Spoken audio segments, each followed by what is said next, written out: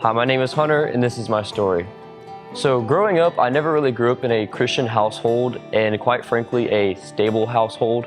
My mom and dad got divorced when I was about 3 years old, so it was just kind of me and my mom for about 13 years. And in between that 13 years, we moved around a lot.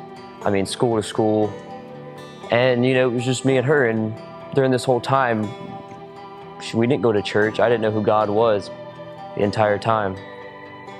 Well, my mom and my stepdad, I was about 13, and, a few months later, they got married. A year later, they're all of a sudden, having a little brother. I'm having a little brother, and I was like, wow, this is pretty cool. And I was like, a family, something I can actually be attached to instead of just me and my mom.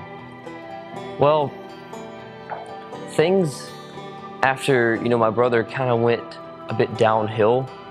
It wasn't, your ordinary happy family anymore. We moved here to Sumter half of my 7th grade year, and I got enrolled into Chestnut Oaks, and like the first week I just immediately started getting bullied. And I mean, I was kind of used to it. I was always the quiet kid that went to school and never really talked to anybody. I was just there. But at home, it was just, the arguing was a lot for me to take in because I wasn't used to this for like so long. And I mean, it was just anywhere I went, it was just like torture. I mean, school, I would go the entire day of just getting picked at and all this other stuff, and I'd come home and have to listen to arguing and all that stuff. And it wasn't always like that, but I mean, it was just more than your average, little bit of arguing here and there. Well, as this went on for months and months, I started to isolate myself from the entire world. Like, I would just go to my room when I'd go home, and that was basically it.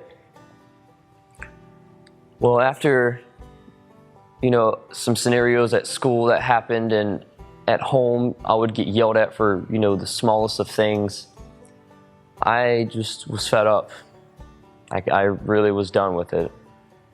So one night, I made my room, wrote a long letter, telling my reasons why, and I'd planned on committing suicide. It was not the best option, but to me, it was the only option I had of leaving this.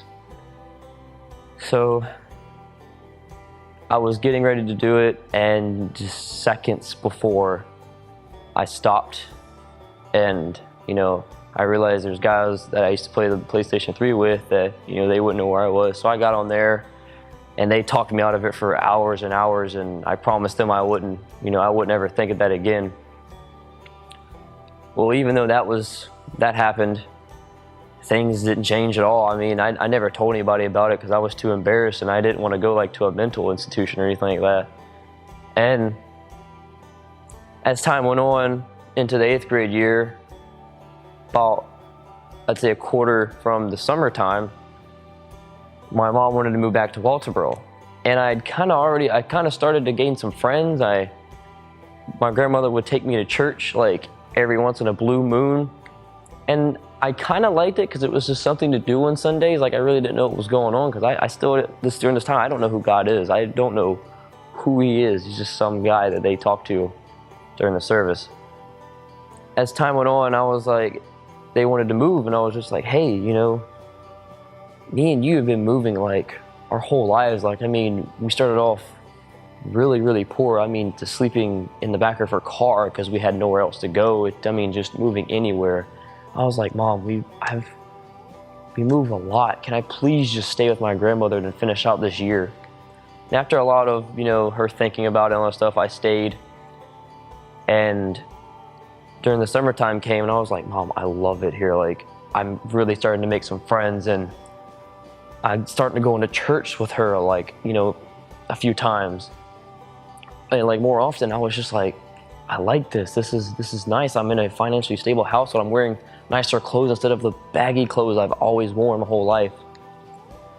And she finally, let me stay and all this and good stuff like that. And I'd say when I'd moved in, I'd say I was saved. That's when I finally realized that Jesus is my Lord and Savior, and that He died for my sins. Like, even though I didn't know who Jesus was, He still died for me. And time went on, I started going to church every single Sunday. Started, coming sometimes on Wednesdays. It was a little awkward at first, but I didn't know anybody. I would just go play football and like go inside, listen. I really started to like it, and it was just comfortable.